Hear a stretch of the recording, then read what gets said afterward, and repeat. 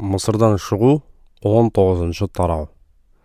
Исраилдің Ұрымбұтағы Рефидимнен жолға шығып, Мысырдан көшіп шыққаннан кейінгі 3-ші айдың 1-ші күнінің өзінде Синай атты елсіз далаға жетті. Олар Синай тауына барып, оның қарсы алдындағы құла түзде шатырларын тікті. Сонда Мұса Құдайдың алдына баруға тауға көтерілді. Жаратқан Ие оған тау басынан былай деп тіл қатты: Жақыптың әулеті Исраил халқына мынаны жеткіз: сендер менің мысырлықтарға не істегенімді, әрі өздеріңді балапандарын қанаттарымен тасыған қыран іспетті осы жерге аман-есен алып келгенімді көрдіңдер. Сондықтан егер айтқандарыма құлақ асып, менің келісімімді сақтап жүрсеңдер, барлық халықтардың ішінде сендер менің ерекше құнды меншігім боласыңдар. Бүкіл жер менің елігім, ал сендер маған бағышталған қасиетті халқым болып, басқалардың игілігі үшін діни қызметкер мен патша секілді рухани билік жүргізетін боласыңдар. Сен Исраилдің Ұрымбұтағына айтуға тиіс сөздерім осылар.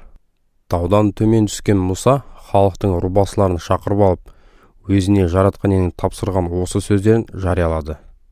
Сонда бүкіл халық бір ауыздан Жаратқан Иенің айтқандарының бәрін де орындаймыз деді. Мұса халықтың жауабын Жаратқан Иеге жеткізу үшін тауға көтерілді. Сонда Жаратқан Ие Мұсаға: тыңда, мен саған қалың бұлтқа оранып келемін. Сонда халық өзіңмен сөйлескенімді естіп, саған өмір-бақи сенетін болады деді. Мұса Жаратқан Иеге халықтың берген жауабын жеткізді. Содан Жаратқан Ие Мұсаға мынаны бұйырды: халыққа бар да, оларды бүгін ертең маған бағышталып, күнәдан таза болуға шақыр. Бәрі киім-кешектерін жуып тазартып, бүрсігінге дайын болсын. Сол күні мен, Жаратқан Ие, бүкіл халықтың көз алдында Синай тауына түсемін. Халыққа арнап тауды айналдыра шекара белгілеп қой. Оларға былай де: тауға көтерілуден, әрі оның айналасындағы шекараға аяқ-қолдарыңды тигізуден сақ болыңдар. Тауға аяқ-қолын тигізген әркім өлтірілуге тиіс. Сондайларға қол ұшы да тигізілмей, оларды таспен немесе садақпен атқылап өлтіру керек. Олар не мал болсын, не адам болсын тірі қалдырылмасын. Ал кернейдің ұзақ үні естілгенде, халық таудың етегіне көтерілсін.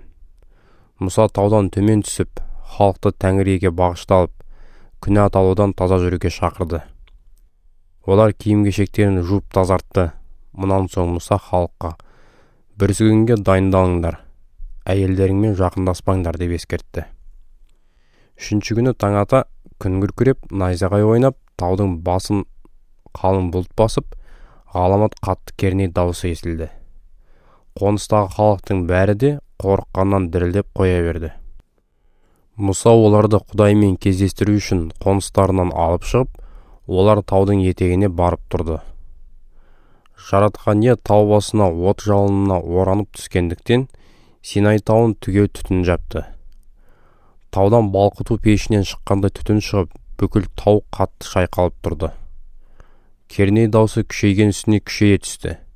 Мұса тіл қатып, Құдай оған қатты дауыспен жауап беріп жатты.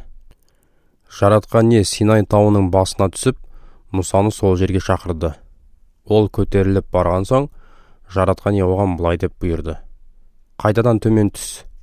Халық Жаратқан Иені көруге шекараны бұзып, көбі өлім құшпасын деп оларға қатты ескертті. Жаратқан Иеге жақындап тұратын діни қызметкерлер де өздерін оған бағыштап, күнәдан таза жүрсін. Әйтпесе Жаратқан Ие соларды құртпақ. Мұса Жаратқан Иеге жауап беріп: халық Синай тауына көтеріле алмайды. Себебі өзің бізді содан сақтандырып, маған мынадай бұйрықты бергенсің: тауды айналдыра шекара белгілеп қой. Осылай оны маған бағыштап киелі деп жарияла, деді. Сонда Жаратқан Ие оған былай деп тапсырды: төменге түсіп, Харонмен бірге қайта көтеріл. Ал діни қызметкерлер мен халық шекараны бұзып, Жаратқан Иенің алдына ұмтылмасын. Әйтпесе ол соларды құртпақ. Мұса төмен түсіп, халыққа осыларды жариялады.